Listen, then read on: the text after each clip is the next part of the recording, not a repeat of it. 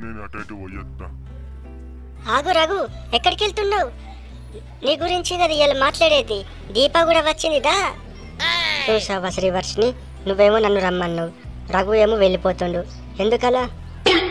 అంతా నీ వల్ల దీప. నువ్వు ఆ ప్రణయ్ గాడితో తిరగడం వల్లే రఘు ఇలా వెళ్ళిపోతున్నాడు. నీ మొహం చూడడానికి కూడా అతడు ఇష్టపడట్లేదు. ఎందుకు ఇలా చేసావు? ప్రణయ్తోటి ఎందుకు వెళ్ళావు నువ్వు?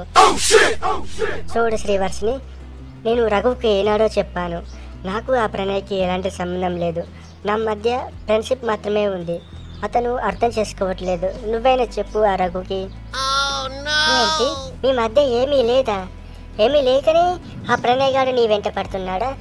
నీ వల్ల ఆ ప్రణయ్ గాడు నాకు దూరం అవుతుండు. అసలు నా దగ్గరికి రావట్లేదు. ఏం చెప్పి నువ్వు మాయ చేసావో కానీ నా వెంబడి పడటమే మానేశాడు. ప్రణయ్ని నా వెంట తిప్పుకోవాల్సిన ఆలోచన నాకు లేదు. అలాంటి ఆలోచన నీకు మాత్రమే వస్తుంది. నువ్వెందుకు అలా మాట్లాడుతున్నావు? నీకు తెలుసు కదా, రఘు నేను చాలా ఏళ్ల నుంచి ప్రేమించుకున్నామని. ప్రేమ గురించి నువ్వు మాట్లాడుతున్నావా? నువ్వు రఘుని వదిలేసి చాలా కాలం అయ్యింది. నువ్వు ప్రణయ్ గాడితోనే తిరుగుతున్నావు. వాడు నువ్వు కినాలు, చెరువు గట్టు, పొలం గట్లు మొత్తం తిరుగుతున్నారు. మీరు ఎలుకలు కూడా తింటున్నారట. నాకు రఘు చెప్పాడు. ఎందుకు ఇలా చేస్తున్నారు మీరు? నా ప్రణయ్ని నాకు అప్పయ్యప్పు ప్లీజ్. దీప, ఎందుకు నువ్వు ఒక ప్రణయం బడి పడతావు? ఇదిగో శ్రీవాసిని, నీకెన్నోసార్లు చెప్పాను, ఇప్పుడు మళ్ళీ చెప్తున్నా.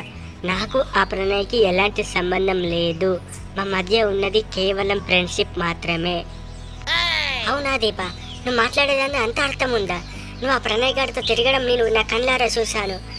నువ్వు ఆ ప్రణయ్ ప్రేమించుకుంటున్న విషయం నాకు తెలుసు. ఎందుకులా నాకాడ ఇలా విషయం దాస్తున్నావు? చూడు శ్రీవర్షిని, ఎలాగోలా ఆ ప్రణయ్ దీప గురించి నిజం గట్టిగా అడుగు, తను చెప్తోంది నీకు. రఘు, నేను దీపాన్ని అడిగి చూశాను. తను అన్నీ నిజమే చెప్తుందనుకుంటా. తను నిన్ను మనస్ఫూర్తిగా ప్రేమిస్తుంది. ఓన్లీ ఆ ప్రణయ్కి దీప మధ్య ఫ్రెండ్షిప్ మాత్రమే ఉందట. తనని ఇప్పుడే అడిగాను. నువ్వు తనని ఇక ద్వేషించడం ఆపు. తను నీ ప్రేమికురాలు. నీ కోసం మాత్రమే తను ఇప్పుడు వచ్చింది మాట్లాడదామంటే. నువ్వు ఆమెను ఇబ్బంది పెట్టకు. అంటే నేనే తప్పుగా అర్థం చేసుకున్నానా శ్రీవర్షిని? దీప తప్పు ఏమీ లేదా? ఎందుకలా నువ్వు నన్ను మళ్ళీ పదే పదే అంటుంటావు? నువ్వు చూసావు కదా ఆ రోజు ప్రణయ్ దీప ఇద్దరు చిలక గట్ల పొంటి తిరగడం. ఇప్పుడు నువ్వు మళ్ళీ నన్నే అంటున్నావా? ఎందుకు ఇలా మారిపోయావు? దీప నీకు ఏయో మాయ చేసింది. ఇప్పుడు చెప్పు, మనం పెద్ద మనుషుల ఒప్పందం కూడా కుదుర్చుకుందాం కదా. శ్రీవర్షిని, నేను రఘుకి చెప్తాను, నువ్వు మా మధ్యలో రాకు. నీ వల్ల కూడా నువ్వు ప్రణయ్తోటే ఉండు. నీ వల్ల కూడా మాకు ఇబ్బందిగా ఉంది. నేను రఘే తెలుసుకుంటాము. చూడు రఘు, నేను మనస్ఫూర్తిగా ప్రేమిస్తున్నాను. ఏమంటావు? నువ్వు ఇంత మంచిగా చెప్పినాక నిన్ను ఎలా వదులుకుంటాను? తప్పకుండా నేను కూడా నిన్ను ప్రేమిస్తాను దీప. మన ఇద్దరం ఎప్పటిలాగే కలిసి మెలిసి ఉందాం. అలాగే శ్రీవర్షిని నీ ప్రణయ్ని కలపాల్సిన బాధ్యత నీదే.